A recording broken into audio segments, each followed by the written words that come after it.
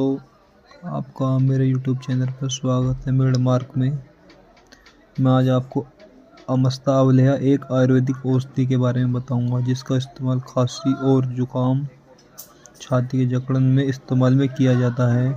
इसका स्वाद बहुत ही अच्छा होता है और यह एक इम्यूनिटी के लिए बहुत फ़ायदेमंद है। इसका उपयोग सुबह शाम 1 चम्मच गुनगुने पानी या दूध से ले सकते हैं।